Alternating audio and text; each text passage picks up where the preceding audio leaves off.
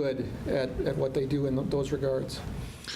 Well, they run on both makes and misses. A lot of times it's off your bad shots and turnovers. I mean, that's when they're particularly effective. But they will score right on top of your baskets. It's nothing complicated other than everybody runs as hard as they can every time, and they push it hard every time, and they're committed to it. So it's a credit to Coach Izzo and to the players to consistently do that. Ward's especially good, and so is Winston. So it starts when you have a really good post player and a really good point guard. But their wings are flying, and then they, either go into motion or call a set. But you got to get back, or they're going to get easy baskets, plain and simple.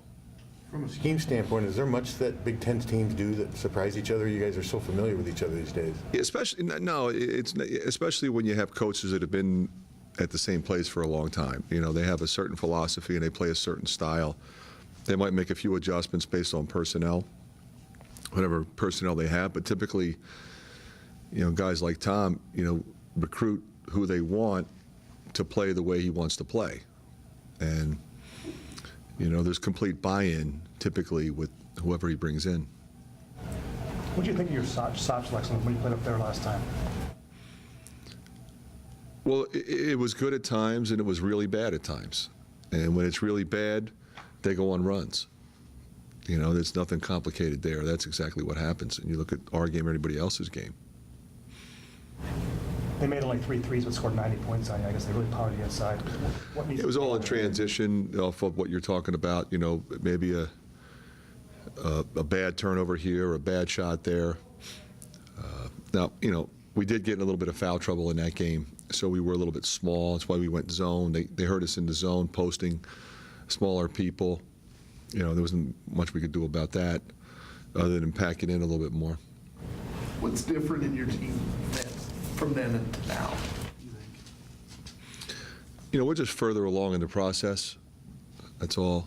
You got opportunities for Joe Wieskamp to grow, for Connor to grow in particular. They're the new guys. But even, Luka, he went through a stretch where he was hurt. But, the more experience he gets, the better he gets. I think you've seen Isaiah continue to grow as a player. And, in this stretch, he's, I think, really taking his game to another level. Is there, when you face a team that's such a good rebounding team and so good in transition, do you have to be really selective in going for the offensive rebounds in terms of deciding whether to get back? That is a legitimate concern, I think, for everybody that plays against this team. You're right.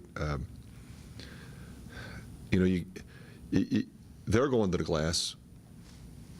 So it stands to reason we should go to the glass. But it starts with not settling for a bad shot to begin with. Can you get a good shot to begin with? And you got to have a higher percentage of it going in. But we got to pound the glass because they're going to pound the glass. They send 4 a lot of times. They're going to run on makes or misses anyway. It's just got to be an all-out sprint. You can't jog, you can't backpedal, you can't run to your man. You got to pick somebody up, you got to stop the ball, you got to fight the post. And then if you do all that, and they still have 25 seconds to run whatever they're going to run with the same guys. So it's not like it's going to get any easier. On that note, students are getting in for free. How much can a home court advantage, I guess, help when you're facing a team like this and you need that extra energy? Any time this place has been full, it's obviously good, for the home team. For us, we've, I think, responded over the years to, a raucous Carver crowd. We appreciate it. I always talk about, sometimes, if it's over break or, it's not full, but it's still pretty impressive. We still get a bunch of people that come and support us. It was like that when we were up there. It was full and crazy, and it's the way it is. It's the way it was at Northwestern, and it's the way it's going to be at a lot of places we go to from here. So you want the same thing when they come to our place. Randy, you've coached a lot of cerebral players over the years, scholarship or non-scholarship. Jared Uthoff was among them. Mike Gasol, of course. Okiuka was that way. Nicholas Bear seems to fit in that category. In what ways is he maybe similar and then different from a mental perspective or how he presents himself? The thing with Nicholas that makes him unique is the relentless approach that he brings to the game. He's a skilled guy who has become, I think, really cerebral.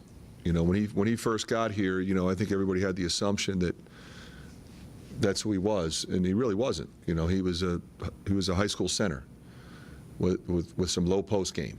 You know, and what he did was he took the redshirt year to get stronger, and he took the redshirt year to work on his jump shot, and he watched film, and he became a more sophisticated basketball player. And it became evident to him that he's going to have to play any of the wing positions or maybe the post. Because at first you're like, well, you know, you look at him, he's 178 pounds, he's not going to play the post, but he's long and he blocks shots and he's cerebral and he's active, so maybe he can, especially with a lot of teams downshifting to smaller lineups. So for him, you just watch sort of a transformation of a guy who was a really good high school center to become a really good college basketball player and impact the game in a variety of different ways. Sometimes it's his three-point shooting, sometimes it's his hustle plays, sometimes it's being a really cerebral defender and helping on ball screens and communicating to his teammates where to go, what to do because of his experience. So ultimately, you know, for him, for us, he's a winning player. It's not a difficult transition for somebody who's, he was really good at Bettendorf 6'7", as you mentioned, skinny as a rail, but then also to actually change his game. I think he worked with Kirk.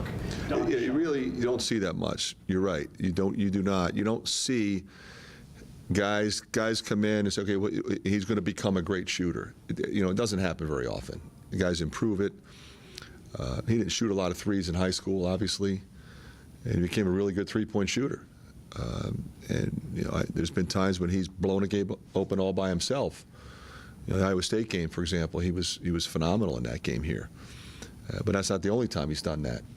And so he's able to come into the game off the bench, which he prefers to do, and understand what our team needs at any particular time. Whether it be activity level defensively or offense. Sometimes he'll figure out, hey, we're going to start running some set plays. He executes really well. He knows where to go. Somebody forgets where to go, he tells them where to go. Just a guy that you constantly appreciate and never take for granted. There were some games last year where Jordan maybe had to carry a bit the lower on offense at times, but this year he really seems to just be very comfortable getting his own shot when he needs it, not really hunting. How much has his leadership and just maturity this year benefit the team? The thing about him is I don't have a problem with him hunting shots. I really don't. I mean, he's always done it. If you watched him in high school, he did it. He did it in the AAU circuit. If you're a good shooter, it's okay to hunt shots, and it's okay to take shots what might seemingly be at an inopportune time on the shot clock, or maybe a little deeper than you would think would be a good shot. Well, it's a good shot for him. It's not a good shot for most people. It's not a good shot for most people in that situation. So I kind of give him the freedom to make his own decisions there. And, you run the risk that he might miss 4 in a row, but he might make 7 in a row. So I just let him go. And, he's not a selfish guy. You look at his assist numbers. He knows we got to get the ball to Cook. He pushes it on the break and throws it in there, throws it on the wing to our shooters. So, I just think for him, you're seeing a guy that's now a junior, and he's seeing different defenses maybe as a sophomore and beginning that he did as a freshman, and he's just a really good player who's figuring stuff out. Fran, have you ever had a freshman as well-rounded as Joe when he came in? Yes, yeah. They're rare, but I've been lucky. I've had a few. I've been doing this a while. So, Darren Queenan, who scored 2,700 points for me in his freshman year, he averaged 18 or 19, and he was dominant. Now was an assistant, but had LaFonso Ellis and Troy Murphy. Troy Murphy gets 30 in his first big Big East game on the road. Those guys are lottery picks. So I've had a few. Since I've been here, probably the most polished of any freshman. I mean, Marble was great, but he was a skinny freshman. Aaron White, same thing. I didn't have Utah as a freshman.